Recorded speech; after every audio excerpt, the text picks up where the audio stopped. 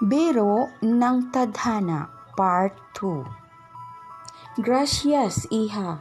Wikang pasasalamat kay Ilis ni Don Enrico na sakay ng kanyang wheelchair. Matagal ko na talagang intensyong magbalik ang aking lakas. Kaya nga po, lagi kayong pinadadalhan ng mga fresh fruits ni tatay. Magalang naman niyang sang-ayon dito.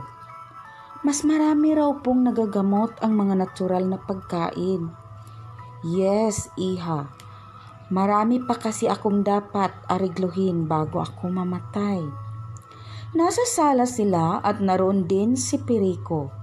Laking pasalamat nga niyang hindi niya dinatnan si Stephanie at isa man sa mga magulang nito. Mas palagay ang loob niya kay Don Enrico kahit madalang niya itong makausap. Vamos, iha, kain tayo. Anyaya ni Don Enrico sa kanya bago nito kinain ang mga prutas na dala niya. Salamat na lang po, wika naman niya. Pagkuwan ay bumaling ito kay Perico. Kilala mo pa ba si Iles? Si Lulu, sagot naman dito ng binata. Siya ang aking amiga noong kami ay bata pa. Maya-maya ay bumaling ito sa kanya. Halika na, Iles, magkwentuhan muna tayo. Magpapahanda ako ng merienda para sa atin. Naupo silang dalawa ni Perico sa veranda. Sino ba naman ang makakatanggi sa paanyaya ng lalaking ito? Kumusta ka na, Iles? Tanong nito sa kanya nang makilala siya ay lagi na itong nakangiti. Natural sigurong palangiti ito. Mabuti naman, tugon niya. Hito, nag-aaral pa rin. Graduate ka na ba? Oo. Sa Madrid ako nag-aral. Mabuti at marunong ka pang magtagalog. Ikaw naman, ilang taon lang naman ako roon. Bakit ngayon lang kita nakita? Curious na tanong niya rito. Sa Iloilo ako umuwi. Ngayong nandito na sina mama at papa, dito na rin ako maninirahan. Ikaw, may nobyo ka na ba? Wala pa. Naghahanap pa lang. Ha. Napangiti siya sa tanong nitong iyon. Ikaw, siguro may nobya ka ng Espanyola, no? Wala.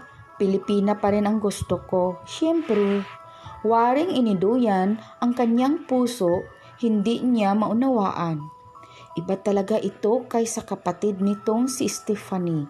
Hindi mataas ang ere at mababa ang kalooban. Hindi rin niya maintindihan kung bakit hindi siya makatingin dito ng diretso. Parang naiilang siya. Hindi dahil mula ito sa kilalang angkan kundi may iba sigurong dahilan, ngunit hindi niya mawari kung ano iyon. Magpapaalam na ako, sabi niya rito. Nagmamadali ka na naman. Wala pa nga tayong gaanong napagkukwentuhan. Expected kasi ni tatay na uuwi agad ako. Sige, ihatid na kita sa inyo. Doon na lang tayo magkukwentuhan para makumusta ko naman ang mga magulang mo. Nakakahiya naman sa'yo. Ba't ka naman mahihiya? Hindi naman kayo ibang tao. Giit nito. Hindi na siya tumutol pa sa kagustuhan nito. Ang iniisip lang niya, ano kaya ang ibig nitong ipakahulugan sa sinabi nitong hindi sila ibang tao. Kapatid lang ba ang turing niya sa kanya? Natawa siya sa sarili. Nag-expect ba siya ng tratong higit pa sa isang kapatid? Gayong ngayon pa lang sila nagkita ni Perico simula ng mga bata pa sila? Inihatid nga si Iles ni Perico gamit ang Ford Expedition nito. May kasama ka pala. Kaagad na puna sa kanya ng kanyang ama nang makababa na siya ng sasakyan at kaagapay si Perico. Tay, hindi niyo ba siya nakikilala? Curious na tanong niya rito.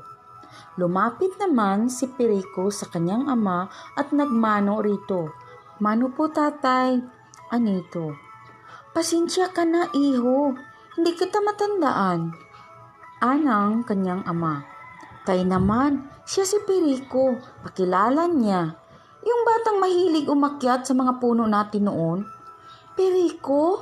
Nasuprisang bulalas ng kanyang ama. Binatang binata ka na. Pasensya ka na iho at talagang hindi kita nakilala. Kahit si Elise, hindi rin ho ako nakikilala. Masayang sabi rin ito. Sa tingin niya ay magaan din ang dugo ng kanyang ama rito. Magalang kasi ito at may respeto kahit na kanino. Malayo kay Stephanie na hindi man lang marunong magpo sa kanyang ama. Tumuloy sila sa loob ng kanilang bahay. Nang makita ni Perico ang kanyang ina ay nagmano rin ito. Tuwang-tuwa rin ang kanyang ina kay Perico. Ito pa lamang kasi ang Escobar na pumasok sa kanilang tahanan. Bata pa ito ay malapit na ito sa kanila. Tumira pa nga ito sa kanila. At madalas pa nga siyang ipagtanggol nito kapag inaaway siya ni Stephanie. Ngunit matagal na iyon, mga bata pa sila noon. Ngayon, maaaring malaki na ang pagkakaiba ng sitwasyon. Elise, ipaghanda mo ng makain ang Kuya Perico mo, utos ng kanyang ina sa kanya. Dito na siya manananghalian. Salamat na lang po, nanay. Magalang na tanggi ni Perico. Busog pa po ako. Doon na lang po ako sa bahay kakain. Katatapos lang po naming magmerienda ni Elise. Huwag mong sabihing aalis ka na, aniya. Hindi, mamaya pa. Ituloy lang natin ang kwentuhan natin. Sa balkon ng bahay sila pumupwesto. Naghanda pa rin ng maiinom at makakain ang kanyang ina, ngunit hindi naman iyon ginalaw ng binata. Mas excited ito sa pangungumusta sa kanila at sa patuloy na pagsariwa sa kabataan nila. Hindi ba nakipag-away ka pa kay Istong noon? Masayang kwento niya. Mas malaki sa iyo yun, pero nilabanan mo. Pinaiyak mo pa nga. Kaya ko naman inaway yun dahil niluluko ka niya. Ipinagtatanggol lang kita, natatawang sabi nito. How sweet mo naman sa akin noon. Alam mo ba, si Istong ang siga ngayon dito sa amin. May gusto yata sa akin eh. Kung sakali bang lukuhin uli ako, uupakan mo uli? Natural. Walang gatol na sagot naman nito. Hindi kita pwedeng pabayaan. Hindi ka naman iba sa akin. Parang kapatid na ang turing ko sa'yo. Sukat doon ay parang napalis ang kanyang ngiti. Marami pa sila nitong pinagkwentuhan. May masaya, may malungkot. Sa kabuuan, naging nostalgic sila sa pagbakas sa kanilang kabataan. 2:00 na nang may sumilip sa kanilang bakuran. Namataan niya kaagad ang kotse ni Stephanie. Sinusundo ka yata ng kapatid mo, sabi niya kay Perico. Si Stephanie, nandyan? May lakad nga pala kami ni Stephanie. May pag-aalalang wika nito. Elise, magpapaalam muna ako sa iyo. Sa ibang araw na lang. Okay lang. Inihatid niya ito hanggang gate. Nakatayo roon si Stephanie at hindi may pinta ang mukha nito. Ngunit wala naman siyang narinig na salita mula rito. Adios, Elise. Pahabol pang paalam sa kanya ni Perico nang makasakay na ito sa sasakyan nito. Adios, ganti naman niya sabay kaway ng ngiti. Nang tingnan niya si Stephanie ay matalim na tingin nito sa kanya. Napaka-importante mo naman, nanunuyang pahayag nito sa kanya. Para kang prinsesang inihatid ng kapatid ko. Nagdala kasi ako ng mga prutas para sa abuelo mo. Malumanay na katwiran niya. Inihatid lang naman niya ako rito pabalik. At the same time, gusto raw niyang makita uli ang lugar namin. Napakalaking honor na dalawin kayo ng isang Escobar. Ito ang tandaan mo. Non ka na ituring kong ka-level ka ng sinuman sa miyembro ng angkan namin. Dapat mong kilalanin kung sino ka at saan ka dapat lumagay. Entiendes? Dapat ay sagutin din niya ito ng pabalang, ngunit ipinasya niyang manahimik na lamang. Naghintay ng ganting sagot sa kanya si Stephanie. Nang hindi siya kumibo, ay tumalikod na lang ito at sumakay na sa kotse nito. Malalim na ang gabi ay hindi pa rin dalawin ng antok si Iles. Nangangarap siya sa kanyang pagkakahiga sa loob ng kanyang silid.